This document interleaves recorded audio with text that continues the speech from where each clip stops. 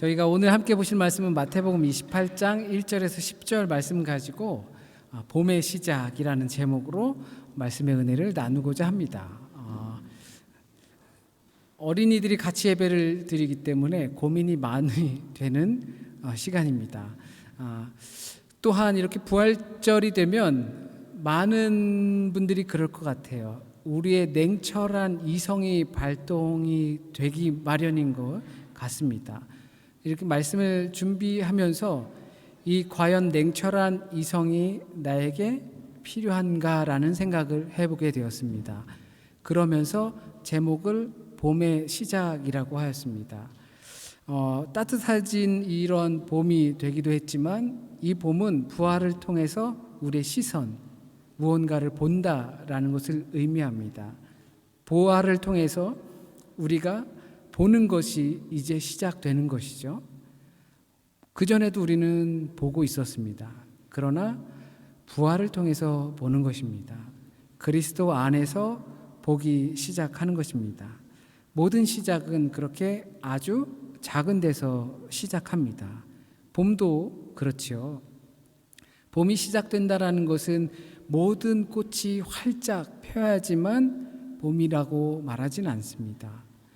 어떤 봄의 전령사라고 하는 우리가 흔히 아는 개나리꽃, 이러한 꽃들이 피면서 우리는 봄이 시작되었다라는 것을 알게 됩니다.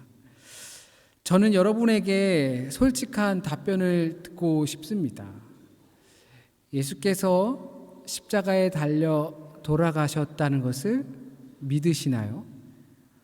가정에 계신 분들도 한번 이 질문에 솔직하게 마음에 답변을 해보시길 바랍니다.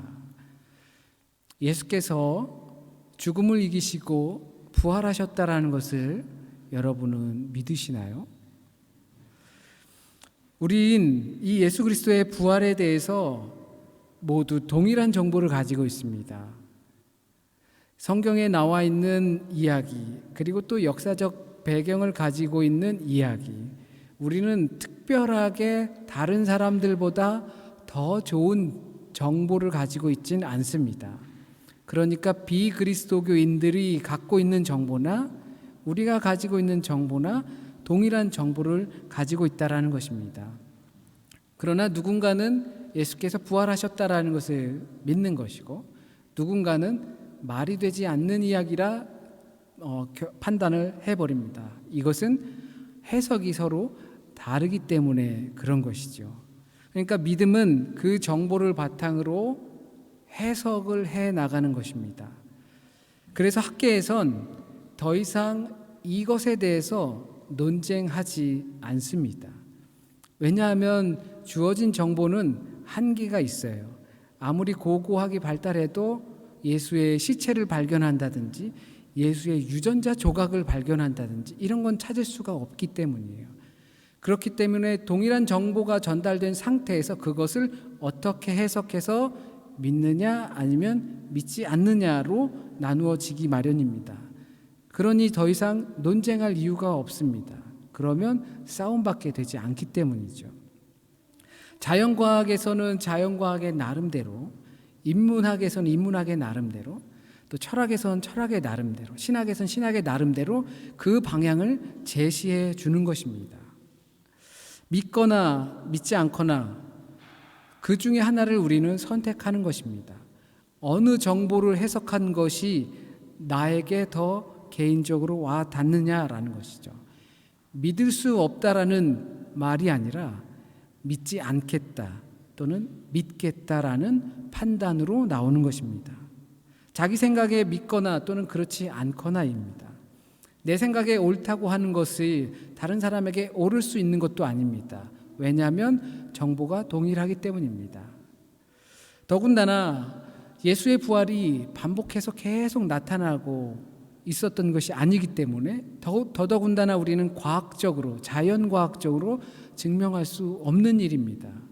과학이라는 것은 반복하여서 나타나야 하기 때문에 그것이 왜 반복해서 나타나는지, 왜 태양은 아침이면 뜨고 동쪽에서 뜨는지 이것을 우리는 파악할 수 있는데 반복되지 않는 사실을 가지고 우리는 더 이상 증명해낼 수 있는 방법이 없습니다. 그래서 저는 이런 생각을 해보았습니다. 왜 죽으셔야만 했는가? 왜 예수님은 꼭 죽으셔야만 했는가? 물론 마태복음을 우리가 묵상한 것을 통하여서 선지자들을 통하여서 말씀하신 그 말씀을 이루기 위해서, 율법을 완성하기 위해서, 그의 맞음이, 그의 찔림이 우리를 낫게 하고 우리를 자유케 한다는 그 말씀을 현실화시키기 위해서 죽어야 한다는 것을 우리는 너무나 잘 알고 있습니다. 그런데 나랑은 그게 무슨 상관인가라는 생각을 하게 됩니다. 집에서 하필이면 이 부활절 방학이 왜 고난주간을 끼고 있었는지 참 저는 그게 의문입니다. 왜 고난주간에 부활절 방학을 학교가 해가지고 아이들이 그 고난주간에 집에 계속 있었습니다. 그래서 집에서 제가 좀 할 수 있는 건 아이들을 둘을 동시에 엎는 겁니다. 이렇게 서로가 먼저 제 등에 엎이면 그 서로 위에 이서가 엎여요. 3층이 돼서 사람 3층이 되죠. 그런데 그렇게 엎으려면 제 무릎이 되게 힘들거든요. 그리고 그냥 일어날 수가 없어요. 쌀을 짊어지는 것 같아가지고 지게 질 때 보통 막대기를 짚고서 이렇게 힘을 내서 일어나잖아요. 그래서 그렇게 일어나야 되거든요. 근데 아이들을 엎다 문득 그런 생각이 들었어요. 아무리 작은 아이도 이 등에 엎으려면, 앉는 거 말고 등에 엎으려면 제가 항상 앉아야 돼요. 물론 아주 가벼운 아이들은 안아서 이렇게 뒤로 돌려가지고 이렇게 엎일 수도 있겠죠. 그러나 어느 정도 큰 아이들을 엎으려면 제가 꼭 앉아야 돼요. 왜냐하면 거기 선차로 위로 올라와 해봤자 아무 소용이 없어요. 아이들은 못 올라와요. 그래서 제가 앉아서 이렇게 어부바 한 다음에 일어서야 되는 거죠. 예수님께서 왜 굳이 죽으셨는가라는 것을 생각해 볼 때 우리를 업기 위해서 그렇게 죽음으로 앉으신 것처럼 보였습니다. 그리고 나서 어부바하고 일어나시는 거죠. 아이들은 물론 그게 되게 쉬운 줄 알아요. 그래서 계속 해달라고 하거든요. 그런데 거기서 보는 거는 아이들이 붕 뜨면 되게 기분이 좋아해요. 어부바가 그렇게 좋은 건지 저는 지금은 모르겠어요. 근데 아이들은 업어주면 그렇게 좋아해요. 이렇게 업어준 상태에서 또 이렇게 좀 흔들어주면 더 좋아하고요. 그러다가 둘을 한꺼번에 업고 제가 이렇게 좀 준비도 안 된 상태에서 막 쿵떡쿵떡 뛰었더니 도가니가 무릎이 아프더라고요. 무릎이 아파서 그래서 한 며칠은 또 못 업어줬어요. 그런데 이렇게 어부바에서 일어서면 아이들은 시선이 달라지는 것 같아요. 아빠처럼 높이 올라와서 높은 시선을 보게 되는 거죠. 예수께서 왜 죽으셨는가? 나를 업기 위해서인 거예요. 그리고 왜 부활하셔야 하는가? 부활하셔서 주님의 눈높이에서, 주님의 세계에서 보게 하기 위해서 우리를 위해 부활하셨다라고 생각을 합니다. 그래서 예수 그리스도의 죽음은 곧 부활입니다. 부활을 빼놓고는 그리스도의 죽음이 아무런 의미가 없는 것입니다. 이 부활은 우리에게 새로운 봄, 여기서 봄이라는 건 따뜻한 봄이 아니라 우리가 바라보는 그 봄이죠. 우리에게 새로운 시선을 가져다 줍니다. 그리고 업히면 너무나 기뻐요. 선물을 받은 것 같습니다. 왜냐하면 주님의 시선으로 다시 보기 때문에 그렇습니다. 예수 그리스도의 부활이 믿어지시는 분은 아무런 고민 없이 믿어지시면 정말 감사한 일이죠. 큰 선물을 받으신 겁니다. 그러나 그렇게 기쁘고 감사한 것으로 끝이 아니라는 것입니다. 우리가 믿고 감사한다는 것은 영원한 기쁨과 새로 보게 된 것, 그것을 갖게 된다는 것입니다. 이것은 자기 프레임의 파괴와도 같습니다. 이제는 우리는 부활하심으로 그것이 믿어지는 우리는 감사하다, 영원한 기쁨이 우리에게 주어진다. 그러므로 그 기쁨과 감사는 기존에 내가 갖고 있던 지식이나 이러한 것들의 프레임이 깨지고 마는 것입니다.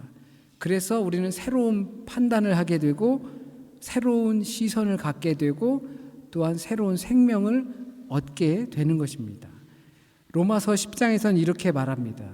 예수 그리스도의 부활을 마음으로 믿는, 중심으로 믿는, 전심으로 믿으면 구원을 얻으리라.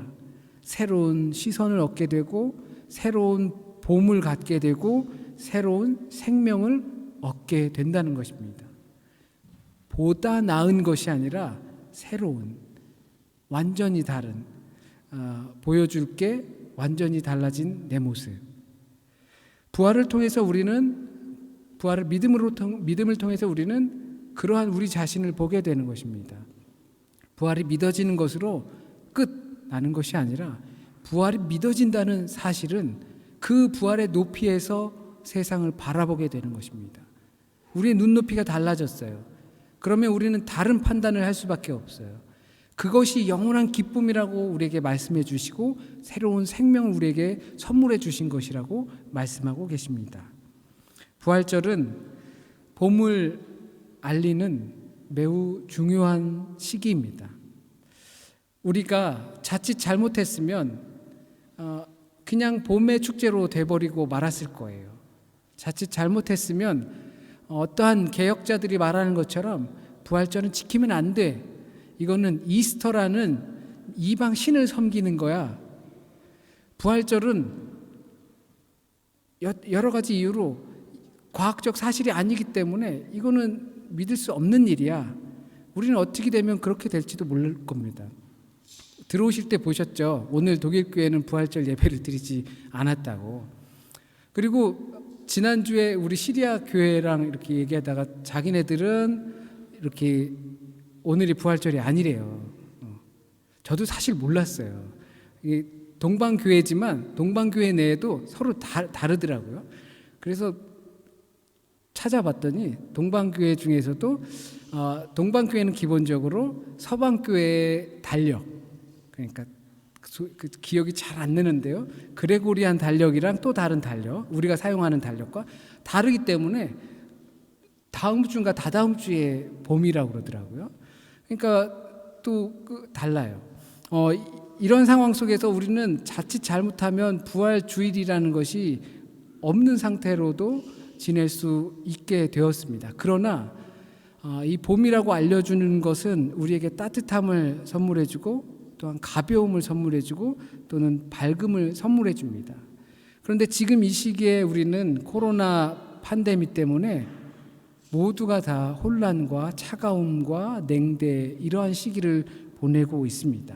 날선 신경으로 사람들을 바라보고 또한 뉴스를 보며 사람들을 조금 원망하는 그런 모습들도 있습니다. 그러나 이 봄의 소식은 한 증인으로부터 시작되었다라는 것을 복음서는 전해주고 있습니다. 가치도 없는, 증언의 가치도 없는 여인을 통해서 예수께서 부활하셨다라는 것을 보여주고 있습니다.